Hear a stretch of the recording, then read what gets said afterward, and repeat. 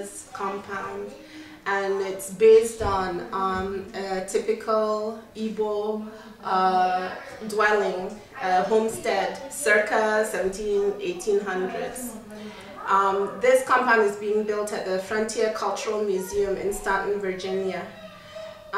This museum is a museum that endeavors to showcase how all the people that lived in that area, how they lived in their home countries at the time before they came to America. And prior to this time, there was a representation of the cultures, the Europeans that came to that area. There's an English farmers compound, a German farmers compound, and an Irish farmers compound. Then two American frontier farm compounds showing the progression, how the American homes were built when people first settled, and the progression, you know, how they integrated their cultures, and then how they Americanized the homes. And so, like I said, prior to this time, all those cultures were represented. A couple of years ago, somebody said, you know what, there's something missing in this exhibit. And what is missing is the Africans. The Africans were here also. And they're the ones that did most of the physical work, and they had so much, they contributed so much, and we're not showing where they came from and how they lived. And to their credit, they decided that they were going to set that right. And when they did a research to know that the Africans that were mainly in Virginia, that where did they come from, they found out that a majority of them, 40%, were Igbo from Nigeria. And that is why they decided to base it. It's representing all West Africans, but it's based on an Igbo compound because that was the largest influx that they had at the time. And so Mr. John Avoli, who was the former mayor of Staunton, along with some others who are on the board for this museum, traveled to Igbo land, and they did their research on how to build the houses. Some of the other homesteads, the governments had helped, and the houses had been lifted from their locations, like in Ireland and in Germany, and been lifted, packaged, shipped, brought here and reconstructed.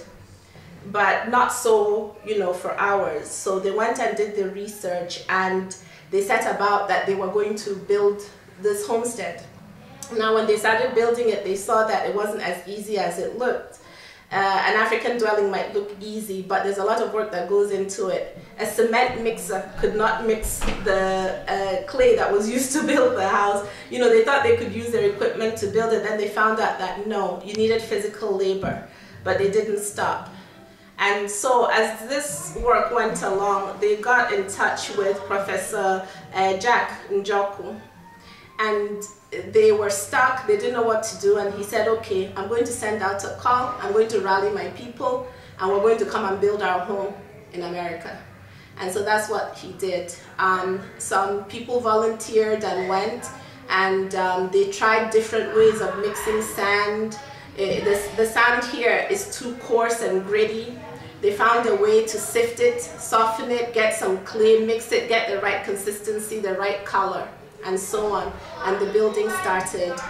As for the African aspect of the significance of this Igbo compound, what you get to see is this debunks a lot of lies that were told and myths about the Africans at the time that we were invaded by Europeans. These people themselves show, if you go to the to the Irish homestead, the same building materials that were used there are the same building materials that were used in the African. Whatever people had around is what they built with. So the Irish house was built with mud, and because they have stone, they use stone. The German house was built with the same mud that we built with, and they had a lot of forest and wood. The English house is the same. Actually, the roofing that they had in their houses were not even as sophisticated as ours. It was like grass, whereas ours was, you know, created and more artistically and more in a more sophisticated manner. And when people come to this museum to look at it, all of these things are pointed out to them. And people are so wild, and I think that's why it's so important for our people to go and see, because sometimes we believe in lies that have been told about it. The person is supposed to know the truth about themselves, but we've gone so far that we don't even know the truth about ourselves, that we were on par with everybody else, and that this was arrested development.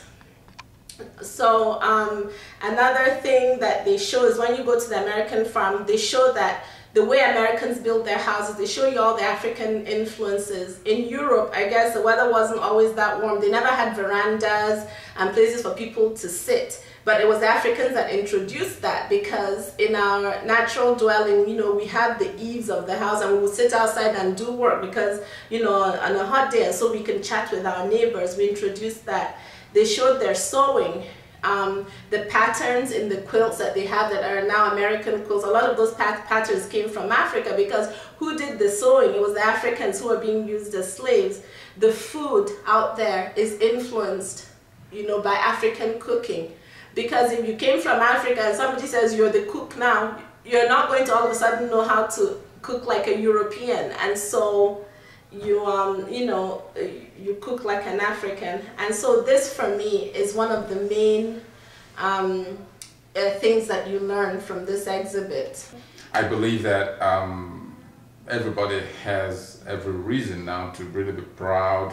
I mean, everybody that is African and black, whatever you are, to associate with this project, it's of such significance.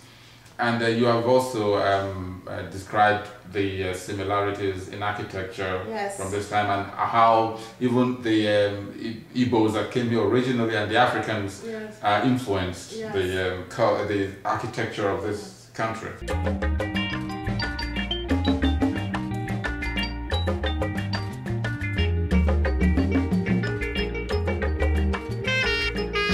This is only a promo.